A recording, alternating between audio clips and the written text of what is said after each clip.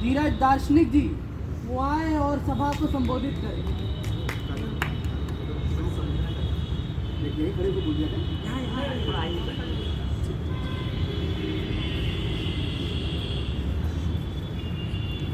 प्रिय साथियों, हम लोग आज हमारे बीच में आज से 2000 लगभग 6 से 7 साल हो गए और सन 2016 में जो एक घटना घटी थी वो पूरे देश में बहुत उस पर चर्चा हुई, बहुत चर्चा का विषय बनी थी। वो घटना थी हम सबके तरह ही हैदराबाद विश्वविद्यालय में शिक्षा हासिल कर रहे साथी रोहित वेमुला की। रोहित वेमुला 26 वर्षीय नौजवान, जो पता नहीं अगर आज वो जिंदा होता तो केंद्र सरकार के विश्वविद्यालय में पढ़ रहा था, इस रूप में आज इस देश की सेवा कर रहा होता। शायद वो प्रशासनिक दौर में जाता या किसी अन्य क्षेत्र में जाकर के देश की सेवा कर रहा होता। हमारे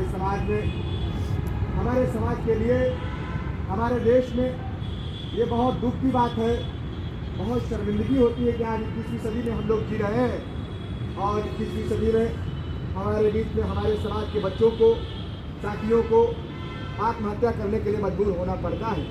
ये एक सभ्य समाज पर कालिक है, पूरी व्यवस्था पर, शैक्षिक शिक्षा पर कालिक है। हम कहीं ना कहीं आज लगभग 75 वर्ष हो रहे हैं और देश में आज़ादी आए हुए, लेकिन कहीं ना कहीं व्यवस्थाएं यथास्थितिवादी बनी रही या जिस रूप में चेंजेस होना चाहिए था उस रूप में चेंजेस नहीं हो सका, जिसकी वजह से हमारे नौजवान, हमारे नौनिहाल जो इस देश को अपना बेहतर दे सकते हैं, कोई भी महापुरुष बना है, कोई भी दार्शनिक बना है, कोई भी महान विचारक बना है, वो एक दिन बच्चा ही रहा है, शिशु ही रहा है, चाहे वो रूसो हो, जॉन लॉक हो या हमारे पूज्य बाबा साहब भीमराव अम्बेडकर हो या इन तमाम नौजवानों में जितने लोग बैठे हैं। आने वाले समय में हमें इस बात के लिए विचार करना होगा। अभी बीते दिनों में हमारी छोटी एक बहन लखनऊ विश्वविद्यालय की हमारी साथी थी, BA थर्ड ईयर की, उसने भी आत्महत्या कर लिया।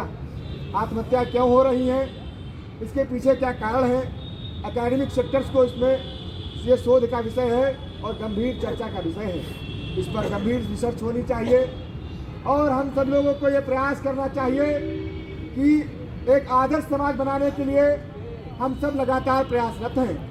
एक आदर्श समाज की प्रतिमूर्ति, एक आदर्श समाज की कल्पना, परिकल्पना को साकार रूप करने के लिए, अपना बेहतर देने के लिए सभी लोग लगातार उसी यत्न में, प्रयत्न में लगे हैं। रोहित वेमुला आज हमारे बीच नहीं है, लेकिन ये शाश्वत सत्य है कि कोई भी व्यक्ति मर सकता है, कोई भी व्यक्ति मारा जा सकता है, लेकिन उसके विचार, उसका व्यक्तित्व अमिट होता है, अजर होता है, अमर होता है।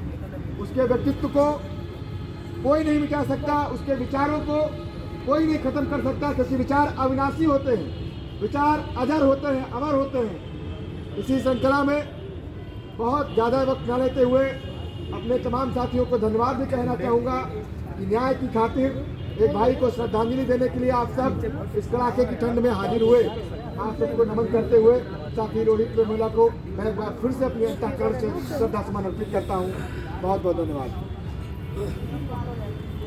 अगले वक्ता के रूप में हमारे बीच में कांची हैं, समाजवादी